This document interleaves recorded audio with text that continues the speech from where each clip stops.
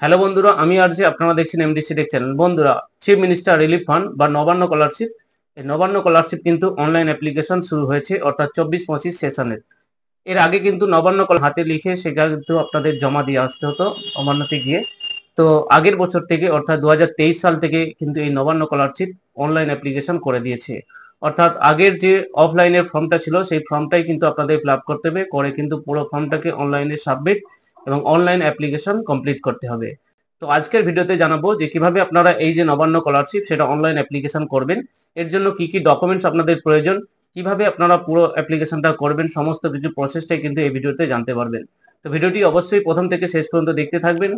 Channel নতুন হয়ে থাকলে অবশ্যই চ্যানেলটিকে সাবস্ক্রাইব করবেন এবং বন্ধুদের সঙ্গে শেয়ার করে তাদেরকেও জানিয়ে দিবেন। দেখুন, chief minister relief fund apply করার জন্য আপনাদের relief fund department of chief minister office, এই যে অফিসিয়াল ওয়েবসাইট আছে, এই অফিসিয়াল ওয়েবসাইটে আপনাদের ভিজিট করতে হবে। লিংক আমি ডেসক্রিপশনে দিয়ে দেবো, আপনারা সেখান থেকে ক্লিক করে সরাসরি এখানে চলে আসতে পারেন।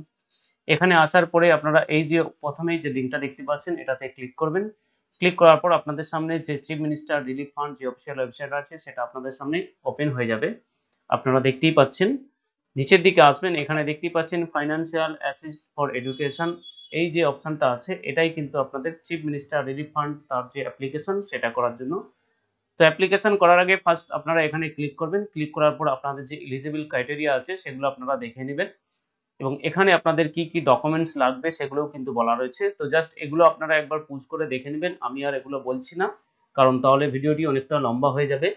তো আপনারা আশা করি এগুলোকে দেখে নেবেন এবং দেখে নিয়ে সেই অনুযায়ী আগে থাকতে ডকুমেন্টসগুলোকে আপনারা স্ক্যান করে বা রেডি করে নিয়ে নেবেন। এগুলো দেখে নেওয়ার পর তারপর আবার এই যে হোম পেজ আছে এখানে চলে আসবেন। আসার পর দেখতেই পাচ্ছেন apply for financial assistant for education, এই যে অপশনটা আছে এই অপশনটাতে আপনারা ক্লিক করবেন।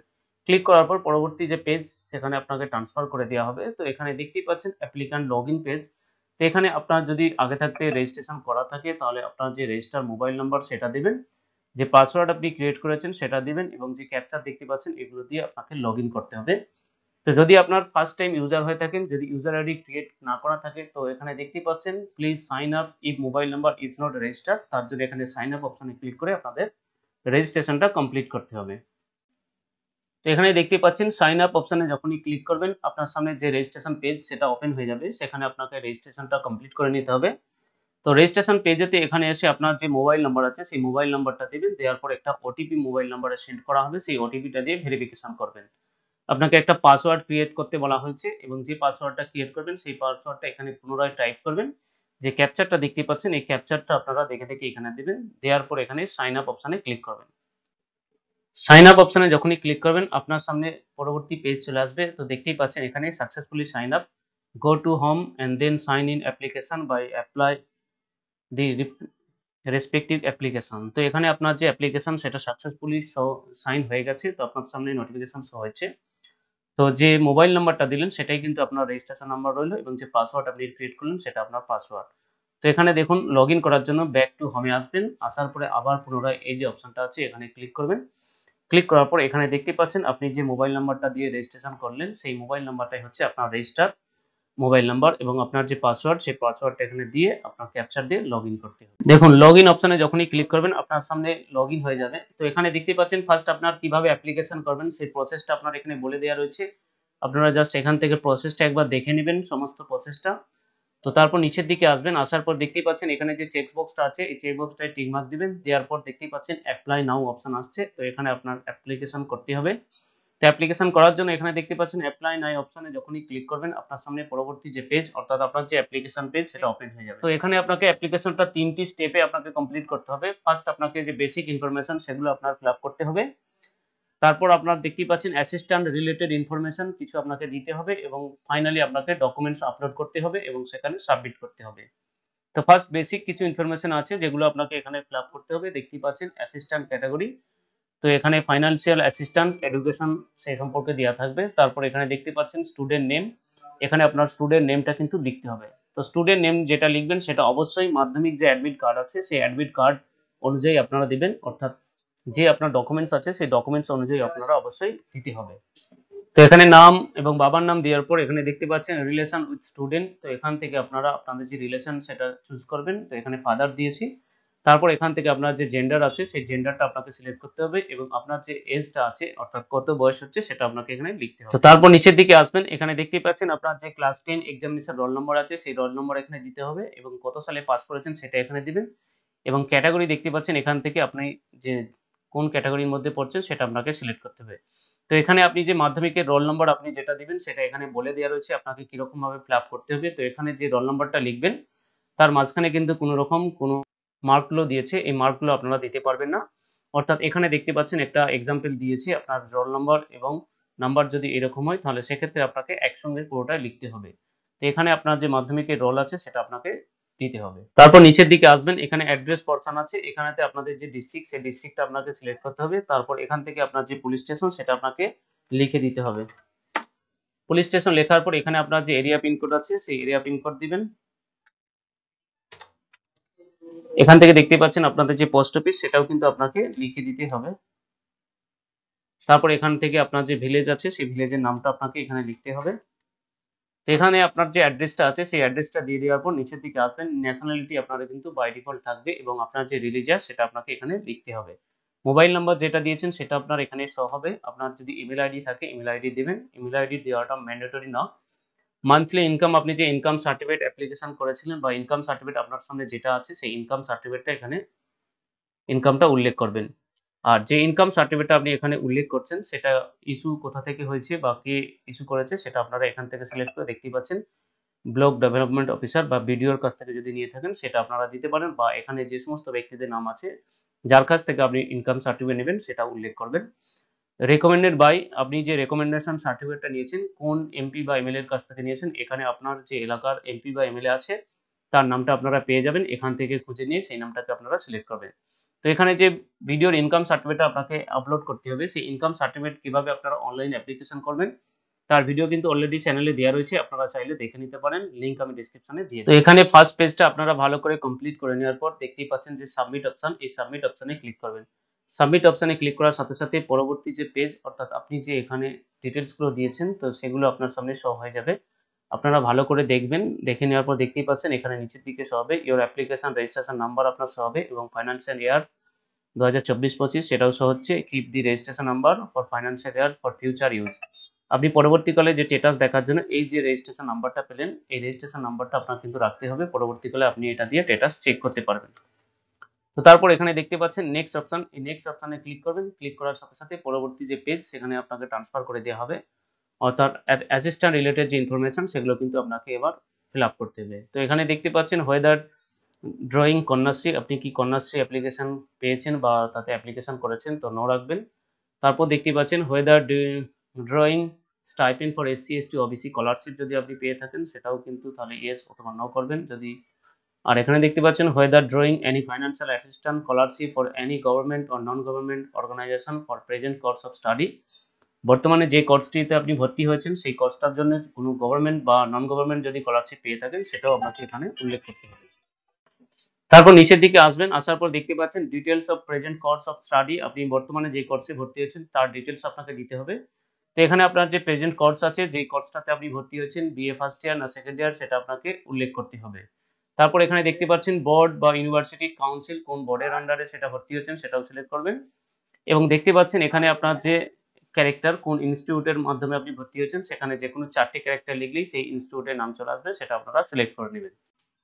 তো এখানে দেখতে পাচ্ছেন আপনার যে ইউনিভার্সিটি বা বোর্ডটা সিলেক্ট করে নেওয়ার পর এখানে আপনার যে ইনস্টিটিউট আছে সেই ইনস্টিটিউটের নামটা এখানে দিতে হবে। তো এখানে 4টে ক্যারেক্টার লিখবেন, তারপরে দেখতে পাচ্ছেন সমস্ত ইনস্টিটিউটের নামগুলো চলে আসবে, আপনার যে ইনস্টিটিউটটা হবে সেই ইনস্টিটিউটটা আপনারা এখান থেকে সিলেক্ট করে নেবেন। তো এখানে দেখতে পাচ্ছেন আমি আমার ইনস্টিটিউট সিলেক্ট করে নিয়েছি, সিলেক্ট করে নেওয়ার পর নিচের দিকে আসবেন, আসার পর দেখতে পাচ্ছেন আপনার যে কোয়ালিফাই এক্সামিনেশন তার কিন্তু ডিটেলস দিতে হবে। তো আপনি কোন কোর্স পাস করেছেন সেটা আপনাকে এখানে দিতে হবে। তো এখানে মাধ্যমিক পাস করে কোর্সে ভর্তি হয়েছি তার কারণে মাধ্যমিক সিলেক্ট করলাম। সিলেক্ট করার পর নিচের দিকে আসবেন, এখানে দেখতে পাচ্ছেন আপনার যে বোর্ড বা ইউনিভার্সিটি কোন বোর্ড থেকে আপনি পাস করেছেন সেটাও আপনাকে এখান থেকে চুজ করতে হবে। তো এখানে West Bengal board of secondary education এই বোর্ড থেকে ক্লাস 10 পাস করা হয়েছে, তারপর ইয়ার অফ পাসিং কত সালে পাস করা হয়েছে সেটা এখানে আপনাকে দিতে হবে। তারপর এখানে আপনার যে রোল নম্বর আছে সেই রোল নম্বরটা এখানে উল্লেখ করবেন, আপনার যে পার্সেন্টেজ অফ মার্কস কত পার্সেন্টেজ পেয়েছেন সেটা এখানে লিখতে হবে। তো এখানে দেখতে পাচ্ছেন যখনই আপনার রোল নাম্বারটা এখানে দিবেন, এখানে আপনার যে পার্সেন্টেজ সেটা অটোমেটিক্যালি ক্যালকুলেট হয়ে চলে আসবে। তারপর নিচের দিকে আসবেন, আপনার যে ব্যাংক ডিটেইলস আছে সেটা দিতে হবে। তো ফার্স্ট এখানে আপনার যে ব্যাংকের নাম আছে সেটা দিবেন। এখানে ব্যাংক অ্যাকাউন্ট যে নাম্বার আছে সেটা এখানে উল্লেখ করবেন। এখানে আপনার যে ব্যাংকের আইএফএসসি কোড আছে সেটা ব্যাংকের ডিটেইলস দিয়ে দেওয়ার পর এখানে দেখতে পাচ্ছেন আপনারা সাবমিট অপশনে ক্লিক করবেন। সাবমিট অপশনে ক্লিক করার পর আপনার সামনে পরবর্তী যে পেজ, অর্থাৎ আপনাকে যে ডকুমেন্টস গুলো আপলোড করতে হবে সেই ডকুমেন্টস পেজে আপনাকে ট্রান্সফার করে দেওয়া হবে। তো এখান থেকে দেখতে পাচ্ছেন আপনার যে ডকুমেন্টস গুলো আপলোড করতে হবে সেখানে বলে দেওয়া হয়েছে, এগুলোকে আপনারা দেখে নেবেন। এবং এখান থেকে দেখতে পাচ্ছেন আপনি কোন কোন ডকুমেন্টসটা ফার্স্ট আপলোড করছেন সেই ডকুমেন্টসটা এখান থেকে সিলেক্ট করবেন। সিলেক্ট করার পর ফার্স্ট দেখতে পাচ্ছেন আপনাকে অ্যাপ্লিকেশন পেয়ার, অর্থাৎ আপনার যে আবেদনপত্র সেটাকে জমা করতে হবে। সেটা কিন্তু প্রত্যেকটা ডকুমেন্টস আপনাকে 500 কেবির মধ্যে এবং পিডিএফ ফাইলে রেখে আপলোড করতে হবে। তো ফার্স্ট এখানে দেখতে পাচ্ছেন অ্যাপ্লিকেশন পেয়ার যে ডকুমেন্টসটা আছে সেটা আমি এখানে সিলেক্ট করলাম। সিলেক্ট করার পর এখানে দেখতে পাচ্ছেন যে ডকুমেন্টসটা যেখানে রেখেছি সেটা এখান থেকে চুজ করে নেবেন। আপনারা এগুলো আগে থাকতে স্ক্যান করে রেখে দিবেন, তাহলে আপনাদের যে অ্যাপ্লিকেশন সেটা করতে অনেকটাই সহজ হবে। সিলেক্ট করে নেওয়ার পর দেখতে পাচ্ছেন এখানে আপলোড অপশন দেখতে পাচ্ছেন, এই আপলোড অপশনে আপনারা ক্লিক করবেন। আপলোড অপশনে যখনই ক্লিক করবেন আপনি যে ডকুমেন্টসটা আপলোড করেছেন সেটা এখানে দেখতে পাচ্ছেন নিচে শো হয়ে গেছে এবং এখান থেকে আপনি সেটাকে দেখতে পারেন। যদি ভুল হয়ে যায় সেটাকে ডিলিটও করতে পারেন। এক এক করে পরবর্তী যে ডকুমেন্টসগুলো আছে সেগুলোকে আপনাকে আপলোড করে দিতে হবে। তো দেখুন এক এক করে আপনারা সমস্ত ডকুমেন্ট যখনই আপলোড করে দিবেন, নিচের দিকে আপনার যে ডকুমেন্টসগুলো আপলোড করেছেন সেগুলো এখানে চলে আসবে। দেখতেই পাচ্ছেন আপনার যে ডকুমেন্টস নেম সেগুলো এখানে শো হবে। এখান থেকে আপনি যে ডকুমেন্টসগুলো আপলোড করেছেন সেগুলো এখান থেকে দেখতে পারেন ভিউ অপশনে ক্লিক করে। অযথাই যদি আপনার যে অ্যাপ্লিকেশনটা আপনি আপলোড করেছেন ডকুমেন্টসটা সেটা যদি ভুল হয়ে থাকে, এখান থেকে দেখতে পাচ্ছেন ডিলিট অপশন ক্লিক করে সেটাকে ডিলিট করতে পারেন। আর অন্য কোনো ডকুমেন্টস যদি আপনাদের আপলোড করার প্রয়োজন হয়, এখান থেকে দেখতেই পাচ্ছেন এক এক করে আপনারা সেগুলো সিলেক্ট করবেন। করার পর যেমনভাবে আপলোড করতে হয় ঠিক দেখালাম সেরকমভাবে আপলোড করবেন। তারপর নিচের দিকে আসবেন, আসার পর দেখতেই পাচ্ছেন এখানে চেকবক্সটাতে আপনারা একটা ক্লিক করবেন। ক্লিক করার সাথে সাথে এটা রাইট ক্লিক হয়ে যাবে এবং information and document submit are correct and in order. তারপর এখানে দেখতে পাচ্ছেন আপনার যে অ্যাপ্লিকেশন সেটাকে সাবমিট করবেন। সাবমিট অপশনে যখনই ক্লিক করবেন আরেকবার আপনার সামনে এটা শো হবে, আপনারা দেখতে পারেন। তো এখানে দেখতে পাচ্ছেন আপনার যে অ্যাপ্লিকেশন সেটা প্রিন্ট করার জন্য চলে আসছে এবং আপনার যে অ্যাপ্লিকেশন সেটা সাবমিট সাকসেসফুলি বলে শো হচ্ছে। তো প্রিন্ট অ্যাপ্লিকেশনে আপনারা ক্লিক করে আপনার যে অ্যাপ্লিকেশন করলেন সেই অ্যাপ্লিকেশনটার একটা প্রিন্ট কপি নিয়ে নেবেন। তো প্রিন্ট কপি যখনই নেবেন দেখতেই পাচ্ছেন ডাউনলোড অপশনে ক্লিক করার পর যে অ্যাপ্লিকেশন সেটা রেডি হয়ে চলে আসছে এবং এটাকে আপনারা অবশ্যই একটা প্রিন্ট করে আপনার সামনে ফার্দার রেফারেন্সের জন্য রেখে দিবেন। তো আপনার অ্যাপ্লিকেশন ফাইনালি সাবমিট করে দেওয়ার পর তারপর দেখতে পাচ্ছেন এখানে অ্যাপ্লিকেশন সামারিতে যদি ক্লিক করেন আপনার যে অ্যাপ্লিকেশনটা করেছেন তার সমগ্র ডিটেলসটা আপনার সামনে চলে আসবে। তো আপনারা এগুলো দেখে নিতে পারেন। তো এর পরবর্তীকালে যখন আপনারা আপনাদের যে অ্যাপ্লিকেশন স্ট্যাটাস চেক করবেন তার জন্য পুনরায় আপনাকে যে হোম পেজ আছে সেখানে আসতে হবে। অ্যাপ্লিকেশন স্ট্যাটাস চেক করার জন্য দেখতেই পাচ্ছেন click here for application status, এই অপশনে আপনারা ক্লিক করবেন। ক্লিক করার পর আপনার সামনে যে অ্যাপ্লিকেশন স্ট্যাটাস পেজ সেটা চলে আসবে। তো এখানে দেখতে পাচ্ছেন আপনার যে রেজিস্টার মোবাইল নাম্বার আছে সেই রেজিস্টার মোবাইল নাম্বারটা একবার এন্টার করবেন, তাতে ওটিপি যাবে, ওটিপিটা দিবেন, যে ক্যাপচারটা এখানে দেখতে পাচ্ছেন দিবেন। দেয়ার মোড সাবমিট অপশনে ক্লিক করলে আপনার সামনে আপনার যে অ্যাপ্লিকেশন স্ট্যাটাস সেটা শো হবে।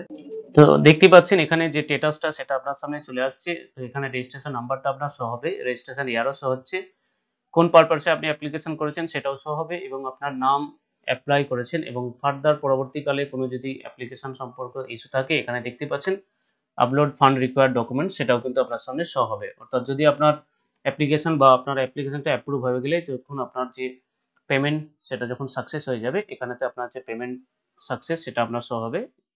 তো বন্ধুরা আশা করি আপনারা বুঝতে পেরেছেন যে নবান্ন স্কলারশিপ কিভাবে অনলাইন অ্যাপ্লিকেশন করবেন এবং কি কি ডকুমেন্টস আপনাদের লাগছে, কিভাবে পুরো ফর্মটাকে আপনারা কমপ্লিট করবেন, পুরো প্রসেসটাই আমি আপনাদের দেখালাম। তো ভিডিওটি ভালো লাগলে অবশ্যই একটি লাইক করবেন, চ্যানেল নতুন হলে চ্যানেলটিকে সাবস্ক্রাইব করবেন, বন্ধুদের সঙ্গে শেয়ার করে তাদেরকেও জানিয়ে দিবেন। আর কোনো যদি অসুবিধা হয় তো অবশ্যই কমেন্ট করতে ভুলবেন না। দেখা হচ্ছে পরবর্তী ভিডিওতে, ততক্ষণ ভালো থাকবেন, সুস্থ থাকবেন।